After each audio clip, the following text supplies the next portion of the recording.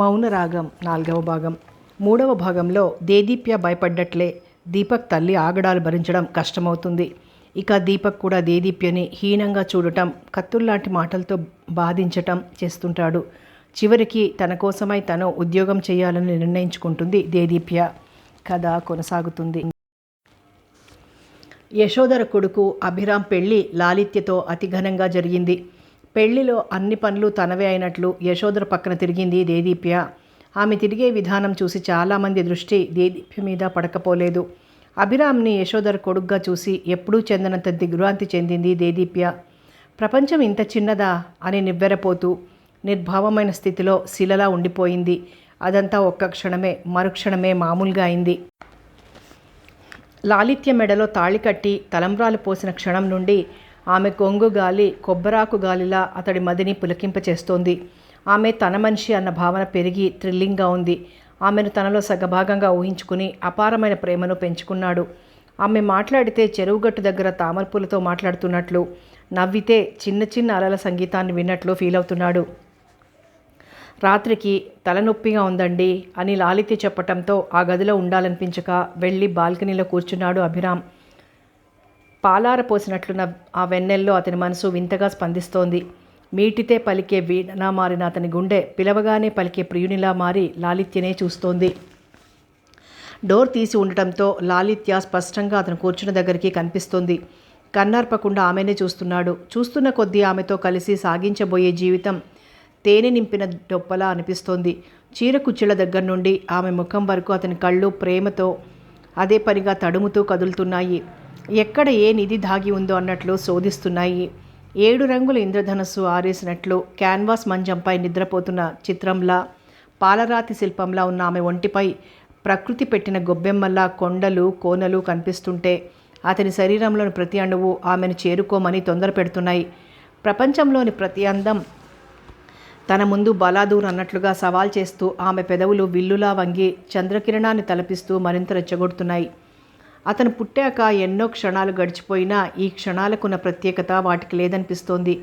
తనలో ఇన్నాళ్ళు కలిగిన మధుర భావాలకి ఈ క్షణాలు భాష్యం చెబుతున్నట్లున్నాయి. పొద్దుటి నుండి ఆమెను చూస్తుంటే ఆ జడ, ఆ నవ్వు, ఆ నడక, కోరిక కన్నా ఆపుకోలేని అనురాగం కలిగి త్వరగా రాత్రైతే బాగుండని ఎదురుచూశాడు. ఇక ఆగలేక అలాగే లేపి ఆమెను గుండెలకు హత్తుకోవాలని లేచి ఆమె వైపు వెళ్ళాడు. ఎన్నో యుగాలుగా తను అన్వేషిస్తున్న మనిషి ఆమెనన్న భావంతో అతని చెయ్యి ఆమెను తాకాలని తొందరపడుతూ నిస్సంకోచంగా ఆమె నుదుటి మీదుగా ప్రయాణం చేసి విరబూసిన అందాన్ని ప్రోది చేసుకున్నట్లున్న నడుము నుండి క్రిందకు దిగి నాజుగ్గా, ఒద్దిగ్గా, బుద్ధిగా ఉన్న ఆమె పాదాలను తాకుతూ వెంటనే ఆమె ముఖానికి దగ్గరగా వచ్చి ఆర్తిగా, ఆత్రంగా, అనురాగపూరితంగా, ఆపుకోలేని తన్మయత్వంతో ఐ లవ్ యూ లాలిత్య అని లోపల అనుకుంటూనే పైకన్నాడు. అమ్ముల పొదివి పోలిన ఆమె కనురెప్పలు విచ్చుకున్నాయి. తన పర్మిషన్ లేకుండా దొంగల తన పైకి వంగినట్లు కనిపిస్తున్న అభిరామ్ని చూడగానే ఒక విధమైన చులకన భావం, ఏవగింపు కలిగాయి లాలిత్యకి. తలనొప్పిగా ఉందని చెప్పానుగా, ఇలా వచ్చారేం, అర్థం చేసుకుంటారనుకున్నాను అంటూ ఆమె చిరాగ్గా లేచి కూర్చోవటంతో అభిరామ్ నిరత్తురుడయ్యాడు. ఆమె గొంతు ఎంత నెమ్మదిగా మాట్లాడినా కంచులా మోగింది. వెంటనే సర్దుకుని ఆమె ముఖంలోకి చూడలేక, చచ, సంస్కారం లేనివాడ్లా తనేంటి ఇలా చేశాడు, అయినా తను తాకాలనుకున్నది తన భార్యనేగా, అందులోనూ ఇది తొలి రాత్రి అని తనకు తాను సర్ది చెప్పుకొని మళ్ళీ బాల్కనీలోకి వెళ్ళి కూర్చున్నాడు. అభిరామ్ వైపు ఏదోగా చూస్తూ సేఫ్టీ లేని ప్లేస్లో తనని తాను దాచుకుంటున్నట్లు కాళ్ళ దగ్గరున్న బ్లాంకెట్ని తల వరకు లాక్కుంది. బ్లాంకెట్లో అందంగా ముడుచుకున్న లాలిత్య మౌన శిల్పంలా అనిపించి సన్నగా నవ్వుకున్నాడు. ఒక మనిషి మీద భరించరాని ఇష్టం కలగటం అంటే ఇదే కావచ్చు, దీన్నే ప్రేమంటారా అని మనసులో అనుకుంటూ టైం చూశాడు. అప్పటికే 2 దాటింది. తెల్లవారే లోపల ఏ క్షణంలోనైనా నిద్రలేచి లాలిత్య తన వైపు చూసినప్పుడు ఆమెను మిస్ అవుతానేమోనని కంటి మీద కునుకు లేకుండా అలాగే చూస్తూ కూర్చున్నాడు అభిరామ్. 4 గంటలకు నిద్రలేచిన లాలిత్య బాల్కనీలో కూర్చుని తన వైపే చూస్తున్న అభిరామ్ని చూసి నెమ్మదిగా బెడ్ దిగి నడుచుకుంటూ అతని ముందుకెళ్ళి నిలబడింది. ఆమె ముఖంలో ఎలాంటి భావం లేదు. ఆమెను అలా చూడగానే అమాంతం తన కుడి చేత్తో ఆమె నడుముని చుట్టయిపోయాడు అభిరామ్. అలా తాకితే నాకు చక్కిలిగిలి అంటూ అక్కడో క్షణం కూడా ఆగకుండా గదిలోకి వెళ్ళి నీళ్లు తాగి పడుకుంది. అతను ఆమె వెంట నడిచి, మరి నీకు ఎలా తాకితే చక్కిలిగిలి కాదో చెప్పు అంటూ ఆమె పక్కన పడుకుని ఎదురుగా ఆమె ముఖంలోకి ముఖం పెట్టి చూశాడు. అతని మస్తిష్కంలోని ఊహలు, మదిలోని ఊసులు ఒకచోట చేరి హృదయాంతరాలలో దాగి ఉన్న సంతోషాన్ని ఉప్పెనలా ఎగజిమ్ముతున్నాయి. ఆమెకు చిరాగ్గా అనిపించి తన ముఖం పక్కకు తిప్పుకుంది. నేను నీకోసం రాత్రంతా నిద్రపోకుండా వెయిట్ చేస్తున్నా, ముఖమలా తిప్పుకుంటావేం అన్నాడు. ఆశ్చర్యంతో ఆమె కళ్ళు ఆవులించాయి. నా కోసమేనా? బాల్కనీలో అలా దెయ్యంలా కూర్చోకపోతే వచ్చి పడుకోవచ్చుగా అంది. కొత్త పెళ్లి కూతుర్నన్న సిగ్గు కానీ భయం కానీ ఏమాత్రం లేకుండా.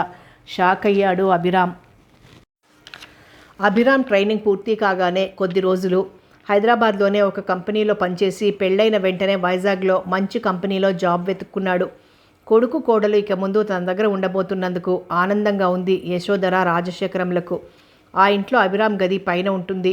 అతని గది చుట్టూ వాతావరణం అతని అభిరుచికి తగినట్లుగా ఉంటుంది. గదిలోంచి బయటికి రాగానే పువ్వులతో విరబూసిన గులాబీ మొక్కలున్న కుండీలు ఉంటాయి. దాని పక్కనే అతను రోజు జిమ్ చేసే గది ఉంటుంది. అందులో అతను యూజ్ చేసే డంబల్స్ ఉంటాయి. ఉదయాన్నే గదిలోంచి బయటకు రాగానే పూలకి హాయ్ చెప్పి వాకింగ్కి వెళ్తూ ఆ మొక్కలు వాడిపోవటం చూసి బాగా ఫీల్ అయి లాలిత్యని కేకేశాడు అభిరామ్. మృదువుగా పిలిస్తేనే అంతంత మాత్రంగా పలికే లాలిత్య అతను గట్టిగా కేక వేయటంతో తల కూడా తిప్పలేదు. ఇక లాభం లేదనుకుని అతనే ఆమె దగ్గరికి వెళ్ళాడు. ఆ మొక్కలు చూడు, నీళ్లు లేక ఎలా ఎండిపోతున్నాయో, వాటికి నీళ్లు పోస్తే నీ తాత సొమ్ము ఏమైనా పోతుందా అన్నాడు గట్టిగా. లాలిత్య మాట్లాడలేదు. నీళ్లు పోస్తాననలేదు, పొయ్యను అనలేదు. చూడు, ఆ మొక్కలు ఎప్పట్లా కళకళలాడాలి. నేను వాకింగ్ వెళ్ళి వచ్చే లోపల వాటికి నీళ్లు పోయి అన్నాడు. ఏం, మీరు పోసుకోవచ్చుగా, నాకు చెప్పకపోతే? పొద్దున్నే చిన్న పిల్లాడిలా రోడ్డు మీద పరుగు తీయకపోతే వాటికి నీళ్లు పోస్తే తప్పేంటి? మళ్ళీ దానికో ముద్దు పేరు వాకింగ్ అని. పనులు మానేసి బయట తిరగటం అంటే ఇదే అంది. భార్య అంటే ఏమనుకుంటున్నారో వీళ్ళు, మొక్కలకి నీళ్లు పోస్తూ కుక్కలకి మాటలు నేర్పుకుంటూ ఉండే హోంగార్డు అనుకుంటున్నారేమో అని మనసులో అనుకుంది. నీకు మతి ఉండే మాట్లాడుతున్నావా అన్నాడు ఎప్పుడూ చూడనంత వింతగా ఆమెను చూస్తూ. లాలిత్య తనని ఏమన్నా భరిస్తుంది, కానీ మతి లేదు అంటే మాత్రం సహించలేదు. మతిలేని పనులు తనేం చేసిందని అలా అన్నాడు. మాట్లాడకుండా మౌనంగా నేలవైపు చూస్తూ ఎడమ చేతిని నోటి దగ్గర పెట్టుకుని గోళ్లు కొరుకుతూ కూర్చుంది. అభిరామ్ అక్కడి నుండి కదిలి వాకింగ్కి వెళ్ళాడు. అతను అలా వెళ్ళగానే రోజు వీటికి నీళ్ళెవరు పోస్తారు అని కసిగా అనుకుంటూ ఒక్క ఉదుటున వెళ్ళి ఆ గులాబీ మొక్కల్ని పీకి కింద నిలబడి తీగలపై వాళ్ళ అత్తగారివి, మరిదివి, భర్తవి బట్టలు ఆరేస్తున్న దేదీప్యనెత్తిన పడేసింది. మట్టితో నిండిన వేళ్లతో వచ్చి టక్కున తన నెత్తినబడ్డ మొక్కల్ని చూసి ముందు దడుచుకుని తర్వాత పైకి చూసి, మనుషులు కనిపించరా నీకు, పైన ఉన్నానన్న పొగరా అన్నట్లుగా చూసింది దేదీప్య. దేదీప్య చూపుల్ని చూసి అందులో భావం అర్థమై తిక్కరేగింది లాలిత్యకి. ఏంటి అలా చూస్తావు, నిన్నేమైనా చేశానా? మొక్కలేగా నెత్తిన పడింది, అదేదో కుండి పడ్డట్లు చూస్తావెందుకు అంది లాలిత్య. ఏమిటి, కుండి నా నెత్తిన వేస్తావా అంది దేదీప్య ఆశ్చర్యపోతూ. నేనేశానా? వేసినట్లే మాట్లాడతావేం అంది లాలిత్య. వెయ్యి, నీ పని చెప్తా అంది దేదీప్య. ఏం చెప్తావు, చచ్చి ఊరుకుంటావు అంది లాలిత్య. నీకేమైనా పిచ్చా అంది దేదీప్య. నాకు పిచ్చంటావా? ఉండు, నీ పని చెప్తా అంది లాలిత్య కోపంగా. అసలే అంతకుముందు ఏదో అవసరమై పక్క గదిలోకి వెళ్తే అభిరామ్ జిమ్ చేసే డంబుల్స్ కాలుకి తాకి గాయమై రక్తం కనిపించింది. అప్పటి నుండి తన ఒంట్లోంచి లీటర్ బ్లడ్ పోయినంత బాధగా ఉంది. ముందా డంబుల్స్ తెచ్చి దీన్ని ఎత్తిన పడేయాలి, పీడ పోతుంది అని మనసులో అనుకుంటూ లోపలికి వెళ్ళింది. పెద్ద పెద్ద డంబుల్స్ని ఎత్తలేక స్మాల్ డంబుల్ని తెచ్చి సరిగ్గా దేదీప్య నెత్తిన వేయబోతున్న సమయంలో అప్పుడే అక్కడికి వచ్చిన అభిరామ్ చూసి పట్టుకున్నాడు. కింద నిలబడి ఉన్న దేదీప్యను కూడా అతను చూశాడు. అతని గుండె ఆగినంత పనైంది. దేదీప్య అతన్ని గమనించకుండా తడిబట్టల్ని పిండారేస్తోంది. నువ్వెందుకు ఇలా చేస్తున్నావు? ఆ కుండీలో మొక్కలేమైనాయి అన్నాడు బోసిగా ఉన్న ఆ కుండీల వైపు చూస్తూ. ఈ డంబల్స్ని నా కాలు తాకి రక్తం వచ్చింది తెలుసా అంది ప్రపంచంలోని బాధనంతా ముఖంలోకి తెచ్చుకుంటూ. కుండీల్లో మొక్కల సంగతి మాత్రం చెప్పకుండా. వాటి దగ్గరికి వెళ్ళి నిన్నెవరు పొడుచుకోమన్నారు అంటూ ఆమె చేతిలో డంబుల్ని తీసి పక్కన పెట్టి, ఏది చూడని అంటూ ఆమె కాలు పట్టుకోబోయాడు. శరాఘాతం తగిలిన దానిలా కాలు వెనక్కి లాక్కుంది. కాలు తాకితే ఇంకేమైనా ఉందా? ముందా కాలు తాకి తర్వాత ఇంకేమైనా తాకొచ్చు. ఆమెనలా చూడగానే అచేతనుడయ్యాడు అభిరామ్. రోజులు శరవేగంతో కదులుతున్నాయి. ఇందుమతికి ఒంట్లో బాగాలేదని తెలియటంతో రాజశేఖరంని తీసుకుని యశోధర వరంగల్ వెళ్ళింది. లాలిత్య, రేపు నాకు ఉప్మా పెసరట్ చేసి పెట్టు, అమ్మగాని మామగాని ఎక్కువగా అవే చేస్తుంటారు అంటూ కళ్ళు మూసుకుని పడుకున్నాడు అభిరామ్. లాలిత్య తన గోళ్లకున్న నెయిల్ పాలిష్ని రిమూవ్ చేస్తూ కూర్చుంది. కానీ చేస్తాననలేదు, చెయ్యననలేదు.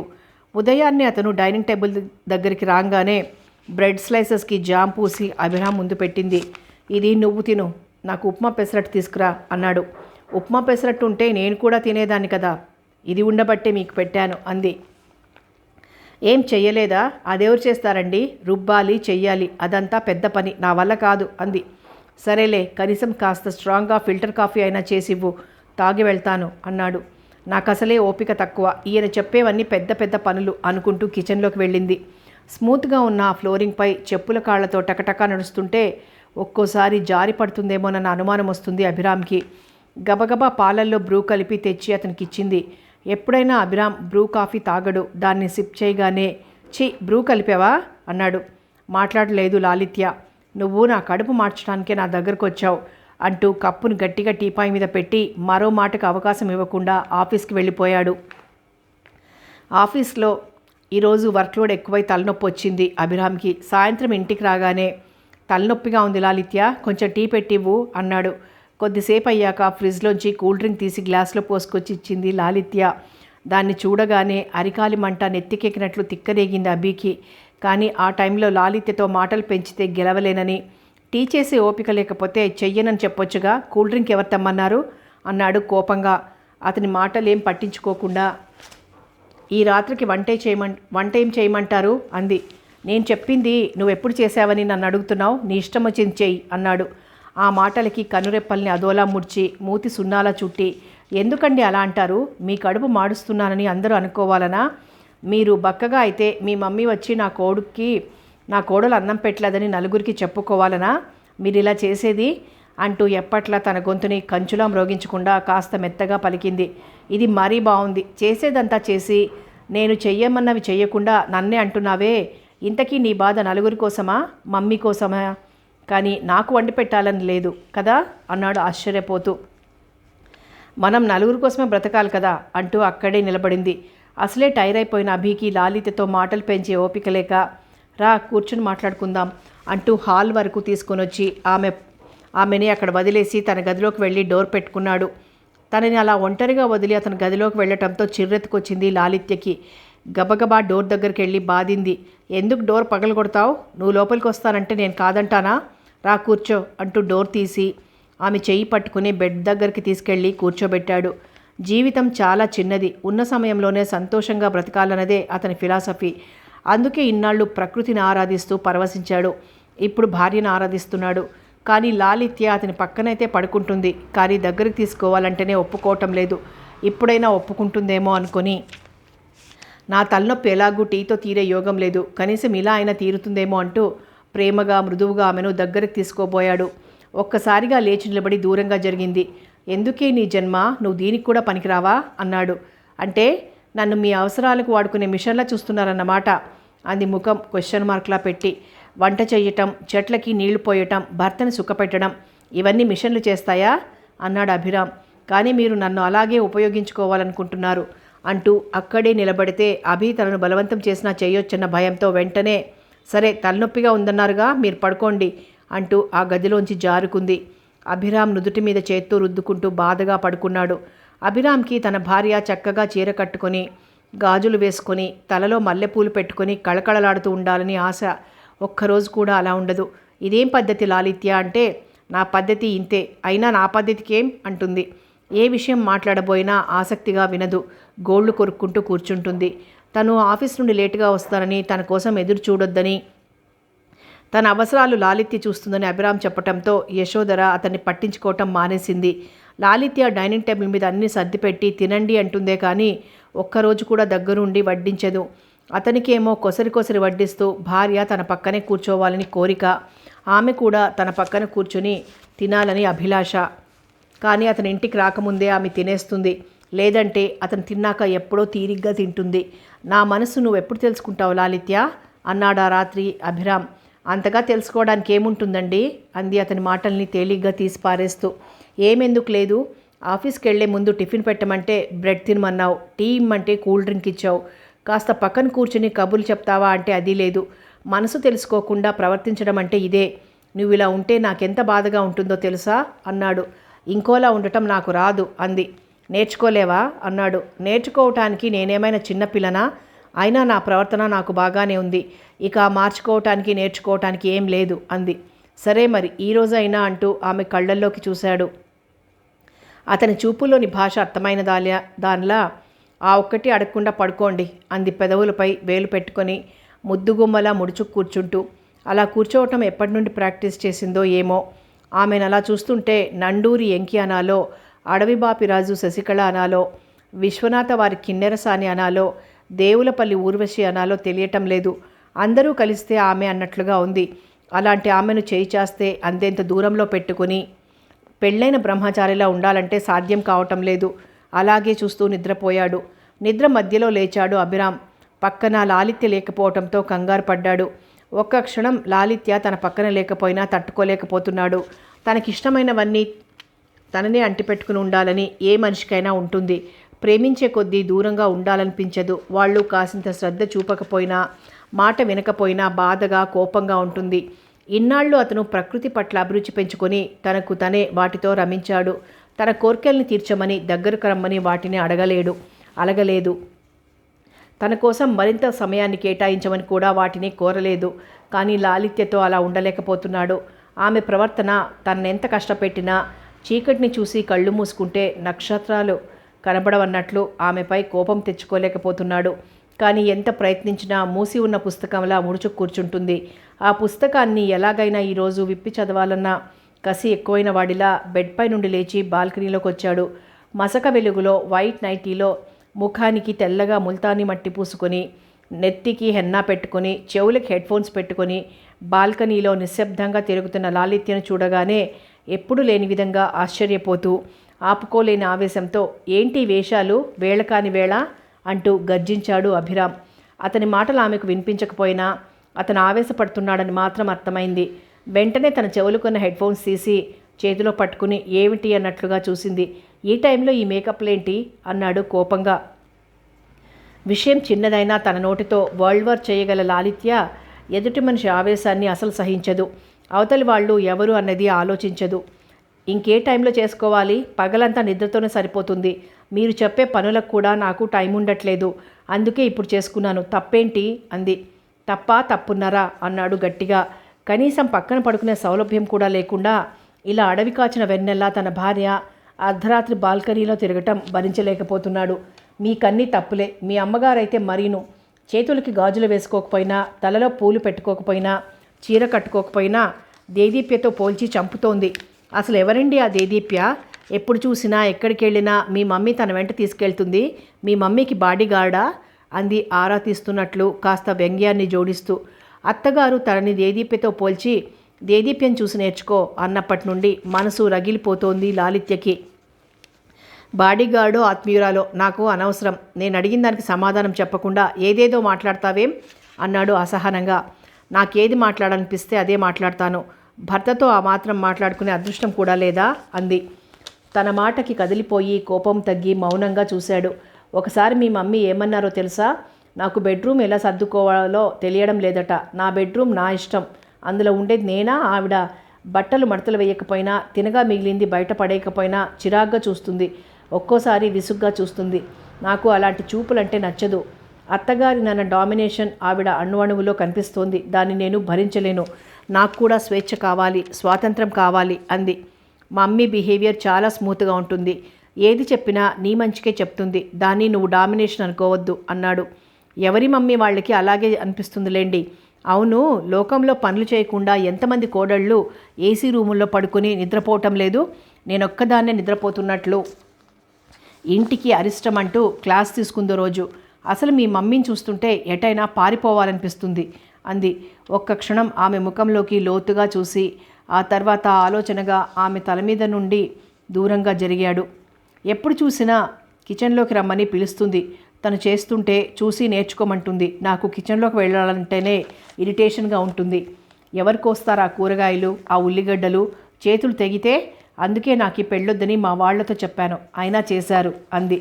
సరేలే, ఇక్కడ నిలబెట్టి ఇవన్నీ మాట్లాడడానికి ఈ సమయమే దొరికిందా? లోపలికి వెళ్ళి మాట్లాడుకుందాం రా అన్నాడు. లోపలికి వెళ్ళాక నేను ఇలా ఈ టైంలో బాల్కనీలో తిరుగుతున్నానని కొడతారా అంది ముఖం అదోలా పెట్టి. అప్పటి వరకు రంకెలేసినట్లు మాట్లాడి అంతలోనే మెత్తగా మారిపోవటం వింతగా అనిపించింది. నన్ను చూస్తుంటే కొట్టేవాడిలా కనిపిస్తున్నానా? కాకపోతే ఈ టైంలో నా భార్య ఇలా విచిత్రంగా మేకప్ ప్యాక్లు వేసుకుని హెడ్ఫోన్స్ పెట్టుకుని తన లోకంలో తను ఉంటుందని ఊహించలేదు అన్నాడు. మీరు ఊహించుకున్న విధంగా నేను ఉండాలంటే పుట్టుకతోనే నేను ముసల్దాన్లా పుట్టాలి. లేకుంటే ఏంటండి మీరనేది? నెత్తికి హెన్నా పెట్టుకొని ముఖానికి ముల్తాని మట్టి పూసుకుంటే విచిత్రంగా ఉందా? ఏదో వయసులో ఉన్నాం కాబట్టి మా అందాలకు ఇంకాస్త మెరుగులు దిద్దుకోవాలని ఉంటుంది. అది కూడా తప్పేనా? మా ఇంట్లో అయితే హెడ్ఫోన్స్ పెట్టుకొని ఒకరి జోలికి ఒకరం పోకుండా ఎవరి లోకంలో వాళ్ళం ఇలాగే ఉంటాం అంది. నవ్వాడు అభిరామ్. నీ అందాలకి మెరుగులు దిద్దుకునేది నా కోసమేగా, నేను గుర్తించాలనేగా. ఓకే రా మరి అది కడిగేసుకుని పడుకుందాం అంటూ ఎంతో లలితంగా మృదువుగా ఆమె చెయ్యందుకున్నాడు. అతను అలా చెయ్యి పట్టుకోగానే బీతహరినిలా చూసింది. వద్దు, నేను రాను, లోపలికి వెళ్ళాక మీరు నన్ను బలవంతం చేస్తారు అంది భయపడుతూ. చెయ్యను, నీ పర్మిషన్ లేకుండా, నీ ఇష్టం లేకుండా నిన్ను నేనేం చెయ్యను. ఇదేనా ఇన్ని రోజులు నువ్వు నన్ను అర్థం చేసుకుంది అంటూ ఇంకా లాలనగా ఆమె 2 చేతుల్ని తన చేతుల్లోకి తీసుకున్నాడు. నో, నేను నమ్మను అంటూ గట్టిగా అరుస్తూ కింద కూర్చుని ఏడవటం మొదలుపెట్టింది. ఆ ఏడుపు హృదయ విదారకంగా దిక్కులు పిక్కటిల్లేలా ఉంది. ఆశ్చర్యచకితుడై నిర్వీర్యుడై నాకిలాంటి భార్యనిచ్చావేం దేవుడా అంటూ అలాగే చూస్తూ నిలబడ్డాడు అభిరామ్. ఆ ఏడుపు విని లాలిత్య ఈ టైంలో ఏడుస్తుందేం అని ఆశ్చర్యపోతూ తన మీద ఉన్న భర్త చేతిని మెల్లగా తీసి పక్కన పెట్టి నెమ్మదిగా లేచి బయటికొచ్చింది. లాలిత్య ప్లీజ్, అందరూ వింటారు, లే లోపలికి వెళ్దాం అన్నాడు. లోపలికెళ్ళాక నన్ను మీరేం చెయ్యరుగా అంది తడి నిండిన కళ్ళతో చూస్తూ ఎక్కిళ్లతో కూడిన ఏడుపును ఆపుకుంటూ. చెయ్యనని చెప్పానుగా అన్నాడు. ఆమె లోపలికి నడిచింది. భార్య బయటికి ఎందుకెళ్ళిందో అర్థం కాక దీని మొక్కల పిచ్చి సల్లగుండా ఇప్పుడు కానీ నీళ్లు పోస్తోందా అని మనసులో అనుకుంటూ బయటకు వచ్చిన దీపక్ మసక వెలుగులో లోపలికెళ్తున్న అభిరామ్ని చూశాడు. వెంటనే దేదీప్యని చూశాడు. లాలిత్య ఏడుస్తోందండి, అందుకే బయటకు వచ్చాను అంది దేదీప్య. ఏడవక, అందరూ నీలాగా సంతోషంగా ఉంటారా? అదృష్టం ఉండొద్దు, రా లోపలికి. ఏంటో కర్మ, ఎవరేడ్చినా మనం రావాలి బయటికి. బంగారం లాంటి నిద్ర పాడు చేసావు అనుకుంటూ లోపలికి వెళ్ళి పడుకున్నాడు. దేదీప్య వెళ్ళి మెల్లగా అతని పక్కన పడుకుంది. దేదీప్యకి ఎన్ని ఆఫీసులు తిరిగినా ఎన్ని షాపులు తిరిగినా ఉద్యోగం దొరకలేదు. తిరిగి తిరిగి ఇంటికొచ్చిన దేదీప్యను చూడగానే ఏమైంది నీ ఉద్యోగవేట అనేవాడు దీపక్. అతన్ని మాటల్లోని వ్యంగ్యబాణం సూటిగా గుచ్చుకునేది. దొరకలేదండి అని చెప్పటం దేదీప్యకే విసుగ్గా ఉంది. ఆమె సమాధానం అతనిలోని నిరాశను బాధను పెంచి ఒక్కోసారి కోపం కూడా వస్తుంది.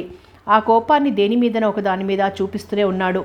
దీపక్ కోపాన్ని తట్టుకోలేక అన్నయ్య గుర్తుకొస్తూ ఆలోచనగా కూర్చుంది దేదీప్య. ఏ పని లేకుండా ఆలోచిస్తూ గడిపేవాళ్ళంటే నాకు ఒళ్ళు మంట. పైసా సంపాదన లేకుండా నీలాంటి వాళ్ళు ఎలా గడిపేస్తారో అన్నాడు దీపక్. ఆ మాటలకి సంజలో ఎరుపు రంగులోకి మారిన సూర్యబింబంలా దేదీప్య ముఖం జేవురించింది. అసలు నేనెందుకు ఉద్యోగం చేయాలి? ఈ సంసారంలో మీతో పాటు సమానంగా ఆనందించి అనుభవించే హక్కు నాకుంది. మీ సంపాదనలో నా అవసరాలకు తగినంత ఖర్చు పెట్టుకునే అధికారం కూడా ఉంది అని కోపంగా ఊగిపోయింది. ఆవేశం కోపం గొంతులోనే సుడులు తిరిగింది. కోరుకున్న దానికి జరుగుతున్న దానికి మధ్యన ఘర్షణ మొదలైంది. ఎంత అరిచినా అణువైనా కదలని దీపక్ దగ్గర హక్కులని అధికారమని విప్లవం లేపితే ఏం జరుగుతుందో ఆమెకు తెలుసు. తన గొంతు 10 మందికి వినిపిస్తుందే తప్ప ఎంతో నైస్గా సైలెంట్ క్రీచర్లా ఉండే అతన్నెవరూ పట్టించుకోరు. అయినా బలవంతంగా లాక్కునే అధికారం ఎన్ని రోజులు ఉంటుంది? శిలలాంటి దీపక్ని శిల్పంలా మార్చటానికి తన దగ్గర ఉండే ఉలి సరిపోతుందా అనుకుంది మనసులో. దీపక్ బయటకెళ్ళాడు. నారాయణరావు ఇందుమతి సింహాచలం వెళ్ళి సింహాద్రి అప్పన్నను దర్శనం చేసుకుని కూతురు దగ్గర ఓ 4 రోజులు ఉండిపోవాలని వచ్చారు. వచ్చినప్పటి నుండి దేదీప్య కనిపించకపోవడంతో యశోధరను అడిగారు. ఉద్యోగ ప్రయత్నంలో దేదీప్య బిజీగా ఉంది నాన్నగారు అంది యశోధర. ఏది ఒకసారి పిలు, చూసి చాలా రోజులైంది అన్నారు ఇందుమతి నారాయణరావు ఇద్దరూ ఒకేసారి. కిటికీలోంచి యశోధర పిలవగానే దేదీప్య తన సర్టిఫికెట్స్ ఉన్న ఫైల్స్ని పట్టుకుని బయటికి వెళ్తూ ఇంటికి తాళం వేసి నేరుగా యశోధర దగ్గరికి వెళ్ళింది. తాతయ్యని బామ్మని ప్రేమగా పలకరించింది. అభిరామ్ పెళ్లిలో హడావిడిగా ఉండి సరిగ్గా చూడలేదు, కానీ చాలా మారావు దేదీప్య. మార్పు రూపంలో లేదు, కానీ మొత్తానికి నీలో ఏదో మార్పు కనిపిస్తోంది.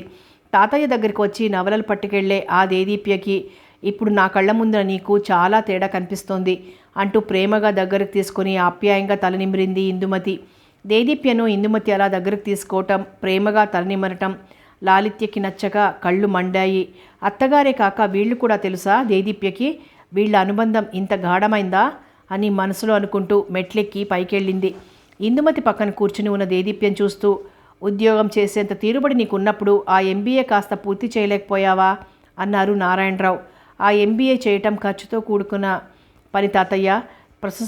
ప్రస్తుతం సంపాదన కోసం ఉద్యోగం చేయాలనుకుంటున్నాను అంది దేదీప్య. మా అన్నయ్యకి నీ ప్రాబ్లమ్స్ చెప్తే నీకు ఈ ఉద్యోగం చేయవలసిన అవసరం రాకుండా నీ పేరుతో కొంత డబ్బు పంపేవాడు కదా, నీకెందుకింత రిస్క్ అంది ఇందుమతి. రిస్క్ లేని లైఫ్ అంటే డబ్బులు ఇవ్వకపోయినా కొంతమంది భర్తల దగ్గర పనిచేసే భార్యలా ఉండటమేనా బామ్మ అంది నవ్వుతూ. దేదీప్య నవ్వి చాలా రోజులైంది. కనీసం బామ్మ దగ్గరైనా నవ్వుతూ మాట్లాడి మనసు తేలిక చేసుకోవాలనిపించింది దేదీప్యకి. అదేంటి దేదీప్య అలా అంటున్నావు ఆశ్చర్యంగా అంది బామ్మ. రిస్క్ లేని లైఫ్ అంటే నాకు అలర్జీ బామ్మ. కేవలం రిస్క్ లేకుండా బ్రతకటం కోసం మానవ సంబంధాలను ఆర్థిక సంబంధాలుగా మార్చుకోవటం నాకు ఇష్టం లేదు. సపోజ్ మా బావగారే చూడండి, ఏ పని పాట లేకుండా దీపక్ ఇచ్చే డబ్బు కోసం 1వ తారీఖు రాగానే తల్లిని పంపటం సెంటిమెంట్స్ని వాడుకోవటమే కదా. అలా నేను కూడా సెంటిమెంట్స్ని ఆయుధంగా వాడుకొని మా అన్నయ్య వదినల మీద డిపెండ్ అయితే వాళ్ళకి నాకు తేడా ఏముంది అంది. దేదీప్యలో వ్యక్తిత్వం బాగా పెరిగినట్లు గమనించారు నారాయణరావు. బాగా చెప్పావు దేదీప్య అంటూ అక్కడికి వచ్చిన రాజశేఖరంని చూడగానే నమస్తే అంకుల్ అంటూ వినయంగా లేచి నిలబడింది దేదీప్య. తన కోడలికి ఈ దేదీప్యకి ఎంత తేడా ఉంది అని మనసులో అనుకుంటూ కూర్చోమ్మా అన్నాడు. కూర్చుంది దేదీప్య. దేదీప్య, నాకు తెలిసిన ఒక చోట జాబ్ ఉంది, చేస్తావా అక్కడే కూర్చుంటూ అడిగాడు రాజశేఖరం. చేస్తాను అంకుల్. ముఖ్యంగా ఆ జాబ్కి కంప్యూటర్ వచ్చి ఉండాలి. నీకు కంప్యూటర్ వచ్చా? వచ్చు అంకుల్. సరే, ఇప్పుడే కాల్ చేసి సుభాష్ చంద్రతో మాట్లాడతాను. సుభాష్ చంద్ర నా బెస్ట్ ఫ్రెండ్, ఆయన నీకు ఆ జాబ్ తప్పకుండా ఇస్తారు అన్నాడు రాజశేఖరం. ఆయన మాటలు శ్రేష్ఠతో పాటు అక్కడున్న వాళ్ళందరికీ సంతోషాన్ని కలిగించాయి. అనంతకోటి జీవరాశులకి వెలుగునిచ్చేందుకు సూర్యుడు దేదీప్యమానుడై ఎగిసొస్తున్నాడు. నేత్ర పత్రిక అన్న నేమ్ బోర్డు ఉన్న బిల్డింగ్ ముందు ఆటో దిగి లోపలికి నడిచింది దేదీప్య. ఎదురుగా ఉన్న రిసెప్షనిస్ట్ దగ్గరికి వెళ్ళి సుభాష్ చంద్ర గారిని కలవాలని చెప్పింది. స్ట్రైట్గా వెళ్ళి లెఫ్ట్కి తిరిగితే చైర్మన్ గారి ఛాంబర్ ఉంటుంది, వెళ్ళండి అంది రిసెప్షనిస్ట్.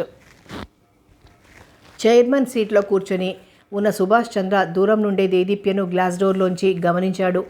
ఆమె నడిచే విధానం, శరీర భంగిమ, కదలికలు ఆత్మవిశ్వాసంతో తొణికిసలాడుతూ నేను చాలా ముఖ్యమైన మనిషిని అన్న సూచన అంతర్లీనంగా ఆమె నడకలో కనిపించి తల పంకించాడు. డోర్ నాక్ చేసి లోపలికొచ్చిన దేదీప్యను చూడగానే ప్లీజ్ బీ సీటెడ్ అన్నాడు సుభాష్ చంద్ర. ఆయనకి ఎదురుగా ఉన్న చైర్లో కూర్చుంది దేదీప్య. ఆమె కూర్చున్న విధానంలో ఉన్న ప్రత్యేకతను కూడా వెంటనే గమనించాడు సుభాష్ చంద్ర. సుభాష్ చంద్రకి 50 years ఉంటాయి. ఫుల్ సూట్లో అనుభవం పండిన మనిషిలా గంభీరంగా కనిపిస్తున్నాడు. సుభాష్ చంద్ర ముందుగా దేదీప్య సర్టిఫికేట్స్ని పరిశీలనగా చూశాడు. తర్వాత ఆమె ముఖంలోకి చూస్తూ, మీకు ఈ ఆఫీస్లో మంచి కీలకమైన పోస్ట్ ఇచ్చాననుకోండి, మీరెలా ఫీల్ అవుతారు? మీ రియాక్షన్ ఎలా ఉంటుంది అన్నాడు. ఆమె ఏమాత్రం తడబడలేదు. నేరుగా ఆయన ముఖంలోకి చూస్తూ, ఈ పనికి నేను అర్హురాలనా కాదా అని ముందు నన్ను నేను ప్రశ్నించుకుంటాను సార్. ఆ తర్వాత ఉన్నత స్థానానికి ఎదిగేందుకు నేనేం చేయాలి అని ఆలోచిస్తాను. నా వృత్తి, నా కెరీర్, పని పట్ల పాజిటివ్గా ఉంటాను. నా సబార్డినేట్స్ని కూడా నన్ను అనుసరించేలా చేసుకుంటాను. నా మూడ్సు, స్పిరిట్ను ఎప్పటికప్పుడు ఎలివేట్ చేసుకుంటూ ఉత్సాహంగా పనిచేసుకునేందుకు కృషి చేస్తాను అంది దేదీప్య. హ్యాపీగా ఫీల్ అవుతాను అని ఒక్క మాటలో చెప్పకుండా ఇంత వివరణ ఇచ్చిన దేదీప్య వైపు ఆశ్చర్యపోతూ రెప్పవాల్చకుండా చూశాడు సుభాష్ చంద్ర. చూడమ్మా దేదీప్య, పాఠకుల ఇష్టాలను, అభిరుచులను దృష్టిలో ఉంచుకొని లోకంలో జరిగే వింతలు, విశేషాలను గ్యాదర్ చేసుకుంటూ వ్యాపారం నిర్వహిస్తున్న పత్రిక ఇది. అటువంటప్పుడు గతంలో మీకు ఈ ఫీల్డ్తో ఏమాత్రం టచ్ లేకుండా మిమ్మల్ని తీసుకున్న దానివల్ల నాకంత ప్రోగ్రెస్ రాకపోవచ్చు అంటూ సందేహంగా చూశాడు. ఏమాత్రం సంకోచించలేదు దేదీప్య. మీకు డౌట్ అక్కర్లేదు సార్. నాకు సాహిత్యం పట్ల అభిరుచి, పుస్తకాలు చదవడం పట్ల ఆసక్తి ఉంది. 1000 అడుగుల దూరాన్నైనా ఒక్క అడుగుతోనే ప్రారంభించినట్లు ఇప్పుడు మీరిచ్చే అవకాశమే నా అనుభవానికి పునాది. ఇక ముందు నాలో కొత్త ఆలోచనలు రావాలన్నా, వాటిని అనలైజ్ చేసుకోవాలన్నా నాకంటూ ఓ పని ఉండాలి. ఆ పని మీరిస్తేనే వస్తుంది అంటూ ఆత్మవిశ్వాసంతో నిర్భయంగా మాట్లాడింది. ఆసక్తిగా, విస్మయంగా ఆమెనే చూశాడు సుభాష్ చంద్ర. తన ఎక్స్పీరియన్స్లో ఇటువంటి ఆన్సర్స్ ఇచ్చిన మొదటి వ్యక్తి ఈ అమ్మాయే అనుకున్నాడు. ఇలాంటి వాళ్లలో ఆత్మపరిశీలన ఎక్కువగా ఉంటుంది. వాళ్ళ టాలెంట్ను వాళ్ళు అర్థం చేసుకొని ఏది అనుకుంటే అది సాధించగలుగుతారు. ఇతరుల కంటే డిఫరెంట్గా జీవించాలనుకుంటారు. దేదీప్యలో నిగూఢంగా దాగి ఉన్న శక్తిని అన్ని కోణాల నుండి తన అనుభవంతో తడిమి చూసి ఆమెను తన పిఏగా నియమించుకున్నాడు సుభాష్ చంద్ర. రోజులు గడుస్తున్నాయి. లంచ్ బ్రేక్లో పత్రికాఫీసు స్టాఫ్లో కొంతమంది బైకుల మీద ఇళ్లకెళ్లారు.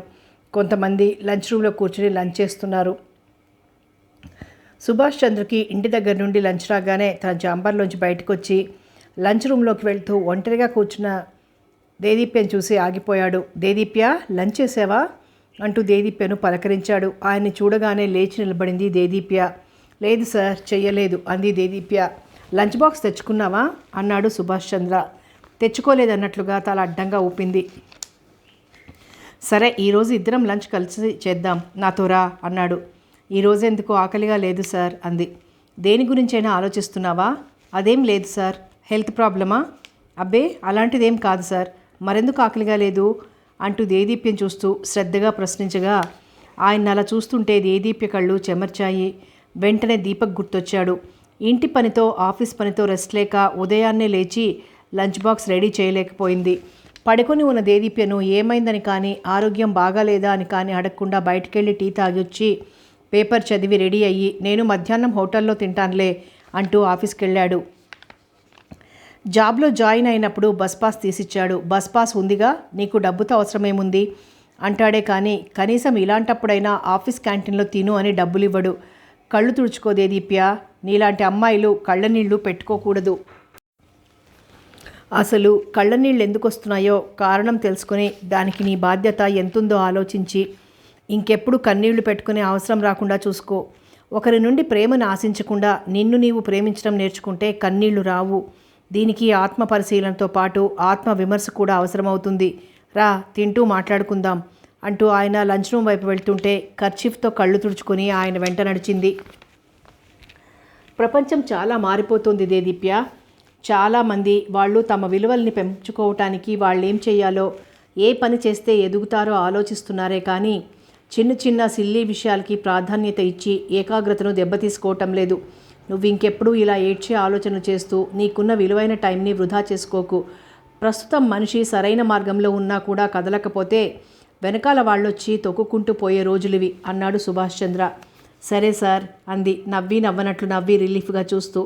ఆకాశాన్ని వర్షాలు కడిగేసినట్లు ఆమె ముఖం తేటగా మారింది. ఇద్దరు కూర్చున్నారు. ఆఫీస్ బాయ్ వడ్డిస్తున్నాడు. ఎప్పుడైనా మన ఐడియాలను ఆలోచనలను అనలైజ్ చేసుకుంటే మన ఆలోచనల్లో సీరియస్నెస్ పెరుగుతుంది. అప్పుడు జీవితానికి పనికొచ్చే ఆలోచనల్ని చేయగలుగుతాం. ఇక నేను అంతే. నా బ్రతుకు ఇంతే, నా ఏడుపు ఇంతే, ఇంతకన్నా ఏం చేయలేను అనుకుంటే మాత్రం అంతే. ప్రస్తుతం ఎక్కడున్నావో ఎప్పటికీ అక్కడే ఉంటావు. మన విజయానికైనా అపజయానికైనా మన ఆలోచనలు మన పనులే కారణం అన్నాడు సుభాష్ చంద్ర. ఆయన కళ్ళల్లో కనిపిస్తున్న విజ్ఞానం మాటల్లోకి ట్రాన్స్ఫర్ అవుతుంటే శ్రద్ధగా వింటోంది దేదీప్య. స్వతహాగా ఆమెది తరచి ఆలోచించే తత్వం అయినందువల్ల ఆయన మాట్లాడే ప్రతి మాటను ఆమె మనసు చక్కగా స్వీకరిస్తోంది. తను ఎన్ని రోజులు తన భర్త ప్రేమరాహిత్యం గురించే ఆలోచించేది. దాని మీద పరిశోధన చేస్తున్నట్లు ఆలోచించేది. దానికి కారణం పెళ్లికి ముందు తను చదివిన పుస్తకాలు, అప్పుడప్పుడు చూసిన టీవీ సీరియల్స్. ప్రేమికుడి పట్ల తను కన్న కలల్ని అభిరామ్ కల్లలు చేశాడు. భర్త పట్ల కన్న కలల్ని దీపక్ నేలపాలు చేశాడు. కొడితేనే నొప్పి కాదు, తిడితేనే బాధ కాదు. ప్రేమను గుర్తించకపోయినా బాధే, ప్రేమగా చూసుకోకపోయినా బాధే. సుభాష్ చంద్ర అంతసేపు ఎంత శ్రద్ధగా మాట్లాడాడో తింటున్నంతసేపు అంత శ్రద్ధగా తిన్నాడు. దేదీప్య, నీకు గుడ్ న్యూస్ చెప్పాలి అంటూ తిన్న తర్వాత నాప్కిన్తో చేతులు తుడుచుకుంటూ నెమ్మదిగా అన్నాడు సుభాష్ చంద్ర. ఏమిటి సార్ ఆసక్తిగా అడిగింది. బహుశా ఇది నువ్వు ఎక్స్పెక్ట్ చేసి ఉండకపోవచ్చు. ఇది నీ ఫ్యూచర్కి బాగా ఉపయోగపడుతుంది అన్నాడు నవ్వుతూ. అదేంటో చెప్పండి సార్ అంది. ఫ్యూచర్ అనగానే నవ్వొచ్చింది దేదీప్యకి. వర్తమానంలో కొట్టుకుంటుందే తప్ప భవిష్యత్తు కూడానా తనకి? నిన్ను త్వరలో యూకే పంపాలనుకుంటున్నాను దేదీప్య. అది వినగానే అదిరిపడింది దేదీప్య. ఎందుకు సార్? యూకే వెళ్ళి నేనేం చేయాలి? పత్రికా రంగంలో నీకు ఆధునిక శిక్షణ ఇప్పిద్దామనుకుంటున్నాను. మన పత్రికకు ఇక ముందు ఆధునిక సాంకేతిక పరిజ్ఞానం అవసరం. నీ ద్వారానే నా ఆశయాలు నెరవేరాలి. ఏమంటావు అంటూ ప్రశాంతంగా అడిగాడు సుభాష్ చంద్ర. ఆయనలో తన శక్తి సామర్థ్యాలపై ఉన్న నమ్మకం మహావృక్షమై కనిపించింది దేదీప్యకి. తనింత మాత్రమైనా సెక్యూర్డ్గా మారి ఈ మాత్రం ఉండగలుగుతుందంటే దానికి కారణం సుభాష్ చంద్రే. అందుకే సుభాష్ చంద్ర ఆశయాలకు ఊపిరిగా మారి ఆయనకు హెల్ప్గా ఉండాలనుకుంది. మా వారితో మాట్లాడి చెప్తాను సార్ అంది. అలాగే, మరి నీకు పాస్పోర్ట్ అన్నాడు సుభాష్ చంద్ర. ఎంబీఏలో జాయిన్ అయినప్పుడు పాస్పోర్ట్కి అప్లై చేశాను, అప్పుడే నాకు పాస్పోర్ట్ వచ్చింది అంది దేదీప్య. గుడ్ అంటూ తన ఛాంబర్లోకి వెళ్ళాడు సుభాష్ చంద్ర. ఆఫీస్ అయిపోగానే ఎప్పట్లాగే వెళ్ళి బస్ స్టాప్లో నిలబడింది దేదీప్య. బస్సులు బంద్ అని తెలియగానే వణికిపోయింది. ఆటోలు నడవటం లేదు, సన్నగా వర్షం పడుతోంది. తనిప్పుడు ఇంటికెలా వెళ్ళాలా అని భయంగా రోడ్డు వైపే చూస్తోంది. అంతలో అభిరామ్ బైక్ మీద వెళ్తూ కనిపించాడు. అతన్ని చూడగానే అభిరామ్ అంటూ గట్టిగా పిలిచింది దేదీప్య. అభిరామ్ వెంటనే తిరిగి దేదీప్యకి దగ్గరగా వచ్చి ఆగాడు, దేదీప్య వైపు చూస్తూ. ఇవాళ బంద్ ప్రకటించారు దేదీప్య, రా వెళ్దాం అన్నాడు. ఒకప్పుడు దేదీప్యను బైక్ మీద ఎక్కించుకోవాలంటేనే ఎంతగానో ఆలోచించిన అభిరామ్కి ఇప్పుడు ఎలాంటి ఆలోచన రాలేదు. అభిరామ్ వెనకాల కూర్చుని వెళ్తున్న దేదీప్యకి బంద్ కారణంగా ఎలాంటి ఇబ్బందికి గురి కాకుండా తిన్నగా ఇల్లు చేరుకోగలుగుతున్నాను అన్న ఫీలింగ్ తప్ప ఇంకేం ఫీలింగ్ కలగలేదు. ఇల్లు రాగానే అభిరామ్ బైక్ మీద నుండి దిగుతున్న దేదీప్యను లాలిత్య చూసింది. దీపక్ చూశాడు. లోపలికి వస్తున్న దేదీప్యను సూటిగా చూస్తూ ప్రశ్నార్థకంగా కనుబొమలు ముడుస్తూ ఏదో అనబోయాడు దీపక్. చెప్పులు సరిగ్గా విప్పకుండానే యూకే వెళ్లే విషయం చెప్పటంతో దీపక్ హ్యాపీ మూడ్లోకి వచ్చాడు. అంతవరకు దేదీప్య పట్ల ఉన్న అతని నెగిటివ్ ఫీలింగ్స్ మర్యాదగా ఆప్యాయంగా మారాయి. అతను అప్పుడప్పుడు అవసరాన్ని బట్టి అలాగే ఉంటాడని దేదీప్యకు తెలుసు. యూకే వెళ్ళొచ్చాక భార్య సంపాదన పెరుగుతుందని, పెరిగిన సంపాదనతో తన వాళ్ళకి ఇల్లు కట్టించవచ్చని, ఇంకా కొత్త కొత్త ఆశలు మనసులో మెదలటంతో దేదీప్యకి వెంటనే పర్మిషన్ ఇచ్చాడు. ఆ ఆనందంలో దేదీప్యను ఏమాత్రం విసిగించకుండా ఆ రోజు హాయిగా నిద్రపోనిచ్చాడు. పొద్దుట నిద్ర లేచినప్పటి నుండి రాజశేఖరం, యశోధర ఎప్పుడెప్పుడు బయటకు వెళ్తారా అని ఎదురుచూసిన లాలిత్య వాళ్ళేదో ఫంక్షన్ ఉందని గాజువాక వెళ్ళగానే తాతయ్య మామ దగ్గర కూర్చుని ఉన్న అభిరామ్ దగ్గరికి నిప్పులు కక్కుతూ వచ్చి నిలబడింది. లాలిత్యను అలా చూస్తుంటే పెళ్లికి ముందు ఎక్కడ చూసినా పూలతో ఆకులతో నిండినట్లున్న ప్రపంచంలో ఇప్పుడొక్క ఆకు లేదు, పువ్వు లేదు, అంతా ఎండిపోయి ఎండుటాకులా అనిపిస్తోంది అభిరామ్కి. ఈరోజు కూడా ఆ దేదీప్యను మీ బండి మీద ఎక్కించుకొని వస్తారా అంది స్ట్రైట్గా నిలబడి అభిరామ్ని నిలదీస్తూ. నడుం మీద ఉన్న ఆమె రెండు చేతులు యుద్ధనారిని తలపింపజేస్తున్నాయి.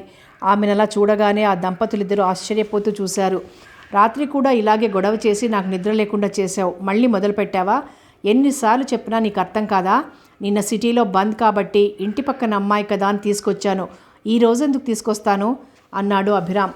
ఎందుకంటే ఏం చెప్పాలి, చుట్టుపక్కల వాళ్ళు చూస్తారన్న వెరపు కూడా లేకుండా మీ ఇద్దరిలా బరి తెగించి తిరుగుతుంటే కట్టుకున్న పాపానికి నా కళ్ళతో నేను చూడలేకపోతున్నా అంది. ఆపదలో ఉన్న అమ్మాయికి లిఫ్ట్ ఇచ్చి సాయం చేశాను అంతే, ఈ విధంగా నువ్వు పెడర్తాలు తీసి పిచ్చిగా మాట్లాడకు అన్నాడు అభి. నన్ను మీరు మీ అమ్మ కలిసి పిచ్చిదాన్ని చేసి చూస్తున్నారు, మిమ్మల్ని అని ఏం లాభంలే. ఇదిగో ఇదంతా వీళ్ల పెంపకం, మీకు ఇంతకన్నా బాగా పెంచడం రాలేదా?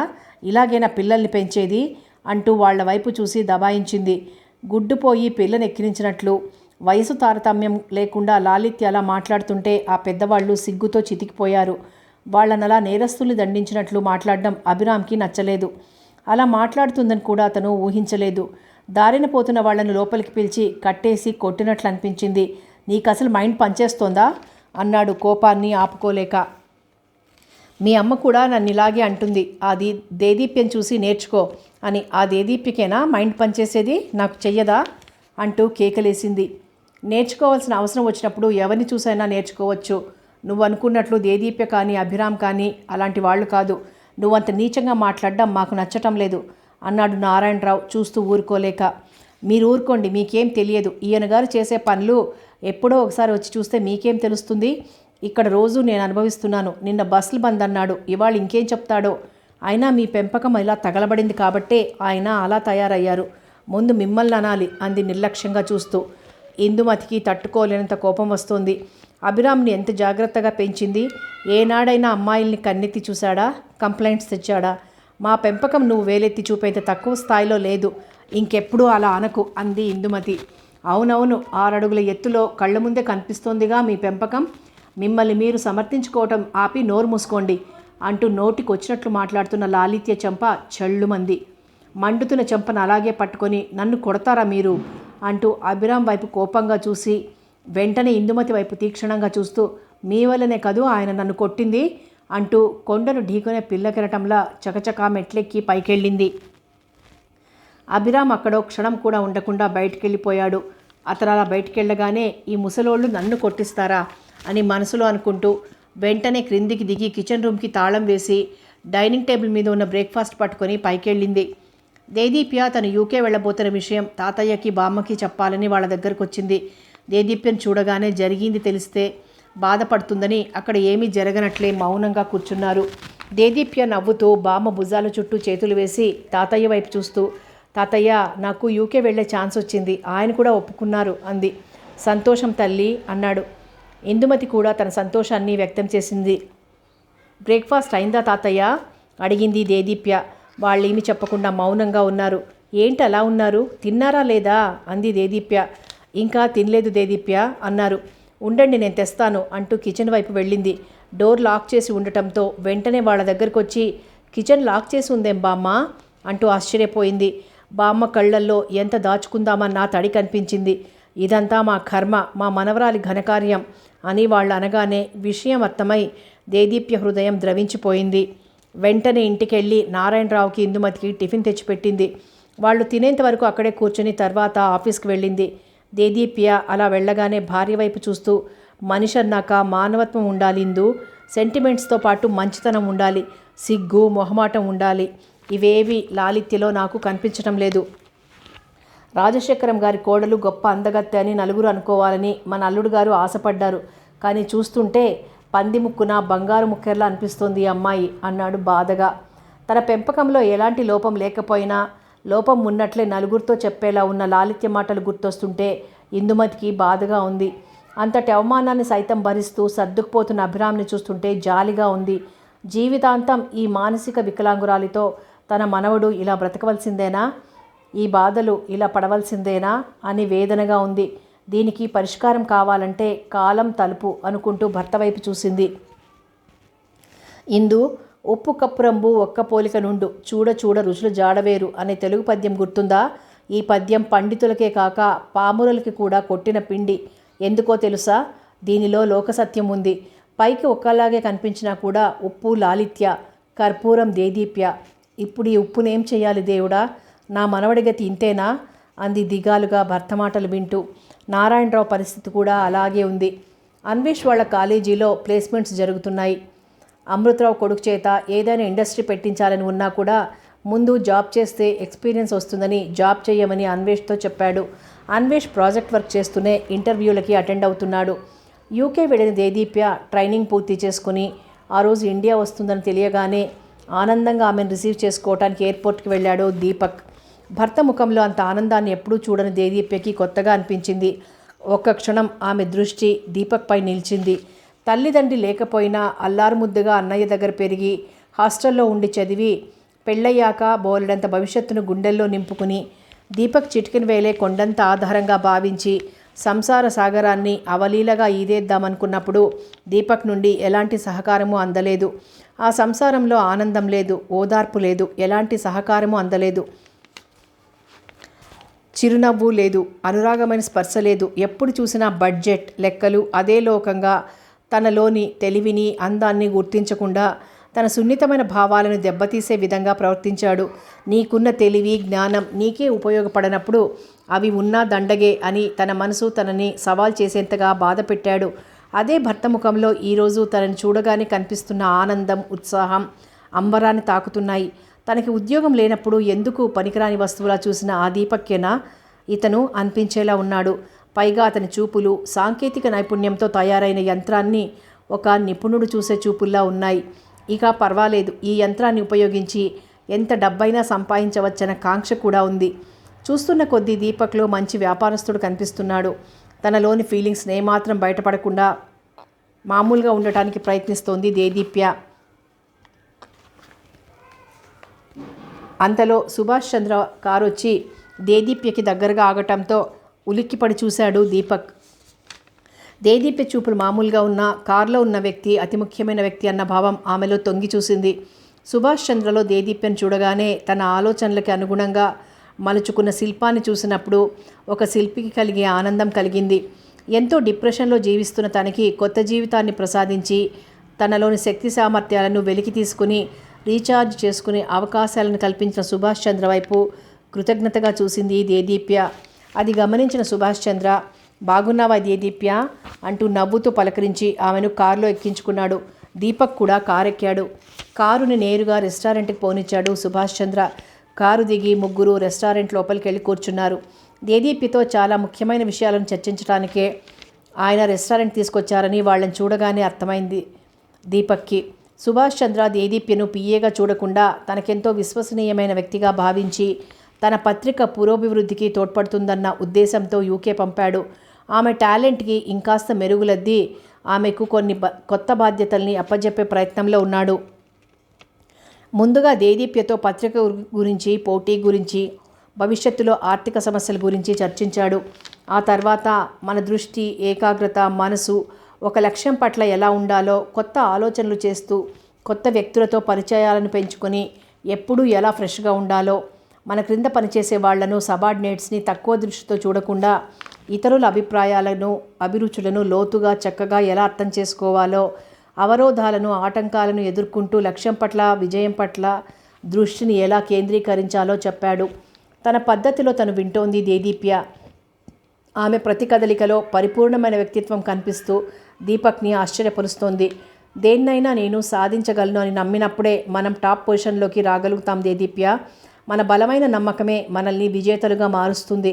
అలాంటి మనకు ఏం చెయ్యాలో ముందుగానే తెలిసిపోతుంది అంటూ ఇండియాలో, ఆఫ్రికాలో, ఆస్ట్రేలియాలో సక్సెస్ అవుతున్న కొందరు వ్యక్తుల్ని ఎగ్జాంపుల్గా చెప్పాలి. దీక్షగా వింటున్న దేదీప్య ముఖంలోకి పరీక్షగా చూస్తూ, మన నమ్మకమే మన విజయానికి బలమైన పునాది. మనలో ఉండే అనంతమైన శక్తిని మనమే నిద్రలేపుకోవాలి. చిన్న చిన్న పొరపాట్లను, తప్పులను పట్టించుకోకుండా ఏకాగ్రతతో కృషి చేయాలి. అసలే పోటీతత్వం పెరిగిపోతున్న ఈ టైంలో అనవసర వాదాలకి, వివాదాలకి, గొడవలకి కూడా దూరంగా ఉండాలి అంటూ పత్రికకు సంబంధించిన మరిన్ని డీటెయిల్స్తో పాటు కొన్ని సీక్రెట్స్ కూడా చెప్పాడు. ఏకాగ్రతతో వింటున్న దేదీప్య పక్కన శ్రోతలా మిగిలిన దీపక్కి కొత్త ప్రపంచాన్ని చూస్తున్నట్లుంది. సుభాష్ చంద్ర ఇచ్చిన ఆర్డర్ తీసుకుని వెయిటర్ వెళ్ళిపోయాక సుభాష్ చంద్రను, దేదీప్యను చూస్తూ ఒకసారి తను వేసుకున్న డ్రెస్ వైపు చూసుకున్నాడు దీపక్. పర్వాలేదు, పాతదైన ఇస్త్రీ మడతలు నలగలేదు అనుకుని తృప్తిపడ్డాడు. అయినా కానీ వాళ్లలో కనిపిస్తున్న విశిష్టతకి మనసు మూలల్లో ఎక్కడో ఆత్మన్యూనతాభావం మొదలై దీపక్ని అతలాకుతలం చేసింది. రెస్టారెంట్లోంచి బయటకొచ్చి ముగ్గురు కారెక్కారు. ఇల్లు రాగానే కారులోంచి దిగుతున్న దేదీప్యను చూసి లాలిత్య షాక్ అయింది. పోయిందనుకున్న పీడ మళ్ళా వచ్చిందా అనుకొని కొండచర్య విరిగి మీద పడ్డట్టు అప్పటికప్పుడే బెడ్డెక్కింది. ఇంట్లోకి వెళ్ళి దేదీప్య రిలాక్స్ అయ్యాక నీకో గిఫ్ట్ అంటూ ఎన్నో షాపులు తిరిగి ఏరికోరి కొన్న చీరను దేదీప్య చేతుల్లో పెట్టాడు దీపక్. ఆ చీర దేదీప్యకు నచ్చుతుందో లేదోనని భయంగా ఉంది. ఫ్లైట్ దిగి వస్తున్నప్పుడు ఏమీ అనిపించలేదు. కానీ రెస్టారెంట్లో సుభాష్ చంద్ర ముందు కూర్చున్న దేదీప్యను చూసినప్పటి నుండి అతనికి లోలోన ఏదో ఫీలింగ్, తను తక్కువన్న ఫీలింగ్. తన ఎడబాటు అతనిలో బాగా మార్పు తెచ్చినట్లు గమనించింది దేదీప్య. ఈ మార్పు ఆమె కోరుకున్నదే కాబట్టి ఆమెకు సంతోషంగా ఉంది. పెళ్ళయ్యాక దీపక్ నుండి తొలిసారిగా ఆమె తీసుకున్న గిఫ్ట్ అది. రేపు మన మ్యారేజ్ డే దేదీప్య, అందుకే ఈ చీర కొన్నాను, ఎలా ఉంది అంటూ ఆమె ముఖంలోకే చూస్తూ అడిగాడు. నిజం చెప్పనా అండి, నాకు ఈ చీర కన్నా నాకు చీర కొనాలన్న ఆలోచన మీకు వచ్చినందుకు చాలా సంతోషంగా ఉంది. మీ ఆలోచనల్లో నేనుంటే చాలు అని కోరుకునే నాకు ఇప్పుడు మిమ్మల్ని చూస్తుంటే ఎలా చెప్పాలో తెలియని ఆనందం. అంటే ఇలాగే ఉంటుందనిపిస్తోంది అంది దేదీప్య దీపక్నే చూస్తూ. ఆ రాత్రి ఆ ఇద్దరి మధ్య గడిచిన మధురమైన క్షణాల్లోని మాధుర్యాన్ని వర్ణించటానికి ఎద్దనపూడి, ఎండమూరి సరిపోరేమో. మళ్ళీ ప్రబంధ కవులు పుట్టాలేమో అనటానికి బయట కురుస్తున్న వెన్నెలే సాక్షి. పక్క బంగళాలో అధునాతనమైన బెడ్రూమ్లో పడుకుని ఉన్న అభిరామ్కి నిద్ర రావటం లేదు. దానికి కారణం లాలిత్య సణుగుడే. భరించలేక తప్పదన్నట్లు అతను మౌనంగా ఉండే కొద్దీ చిన్న విషయాన్ని కూడా నోరెక్కువ చేసి బెదిరించడం అలవాటు చేసుకుంది. అభిరామ్కి ఆఫీస్లో ఉన్నంతసేపు వర్క్ బిజీలో ఉండి ఏమీ అనిపించదు. కానీ ఇంటికొచ్చాక నరకం కనిపిస్తోంది. ఎవరికి చెప్పినా సర్దుకు పొమ్మంటారు. భార్యాభర్తలన్నాక అవన్నీ మామూలే అంటారు. ప్రపంచంలో 190% భార్యాభర్తలు ఇలాగే ఉన్నారు అంటున్నారు. అలా ఉంటేనే భార్యాభర్తలు అంటున్నారు. ఒకసారి ముడిపడ్డాక తెంపుకోవటం కూడా కష్టమే అంటున్నారు. అంతేకాని ఒక్కరు కూడా కరెక్ట్ సొల్యూషన్ చెప్పి ఇది నాయన ఇలా బ్రతుకు అని చెప్పటం లేదు. బయట వెన్నెల బాగున్నట్లు అనిపించి ఆలోచిస్తూ బాల్కనీలోకి వెళ్ళి నిలబడ్డాడు అభిరామ్. అతనికి తొలిసారిగా దేదీప్య గుర్తుకొచ్చింది. ఫేర్వెల్ పార్టీ రోజు దేదీప్య అన్నమాటలు గుర్తొచ్చాయి. నేను మిమ్మల్ని ప్రేమిస్తున్నాను అభిరామ్. అన్నయ్యని అడిగి నన్ను పెళ్లి చేసుకుంటారా అని అనటం ఇంకా తన చెవులకు వినిపిస్తున్నట్లే అనిపించి బాధగా తలపట్టుకున్నాడు. దేదీప్య దేదీప్య అంటూ అతని మనసు ఆక్రోశించింది. అర్ధరాత్రి దానింటి వైపు చూస్తూ అక్కడేం పని, రండి లోపలికి అంటూ గదిలోంచి బాల్కనీ వైపు చూస్తూ పిలిచింది లాలిత్య. పక్కన భర్త లేకుంటే నిద్ర పట్టదు లాలిత్యకి. అసలే దేదీప్యం చూసినప్పటి నుండి అనుమానం ఎక్కువై తిక్కగా ఉంది. అసూయతో మనసు రగిలిపోతోంది. తన భర్తను తను ఎలా కాపాడుకోవాలి, అంత శక్తి తనకుందా అని మనసులో అనుకుంటూ మళ్ళీ పిలిచింది. లాలిత్య పిలుపు పొలికేక కాకముందే లోపలికి వెళ్ళడం మంచిదని లోపలికి వెళ్ళాడు అభిరామ్.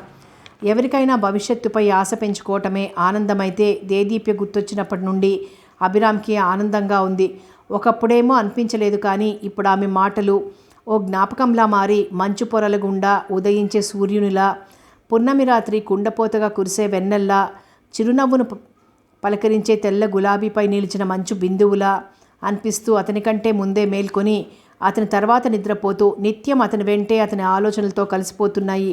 ఆ తలపుల్లో తడిసిపోతూ కాసింత వెచ్చదనం కోసం ఆమె ఊహల వాకిల్ని తడుతూ తన రూపాన్ని ఆమె కళ్ళల్లో నింపుకున్న ఆ క్షణాలను గుర్తు చేసుకుంటూ ఆ క్షణాలను తేనెల ఊటల, మల్లెల తోటల, వెన్నెల వాగులా భావిస్తూ లాలిత్యను తాకితే కష్టమంటుందని నిండుగా దుప్పటి కప్పుకున్నాడు.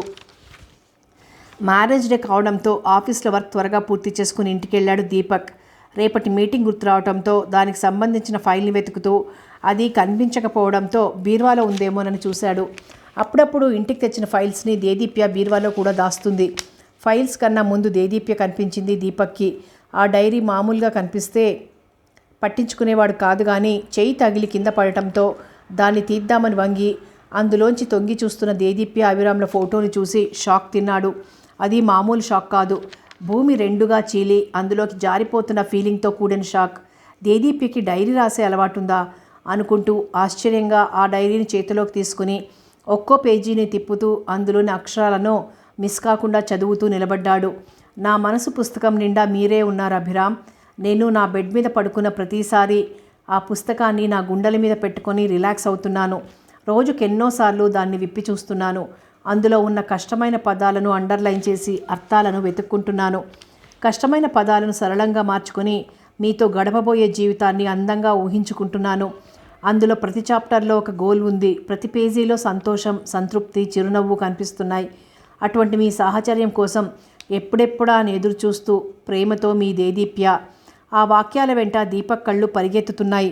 మధ్య మధ్యలో కళ్ళు తిరుగుతున్నాయి. తనను తాను కంట్రోల్ చేసుకుంటూ తర్వాత పేజీలు తిప్పాడు. ఆ పేజీల నిండా అలాంటి వాక్యాలు అనేకం ఉన్నాయి. ఆ వాక్యాలు అద్భుతమైన భావాలను బయటపెడుతున్నాయి. కథ కొనసాగుతుంది.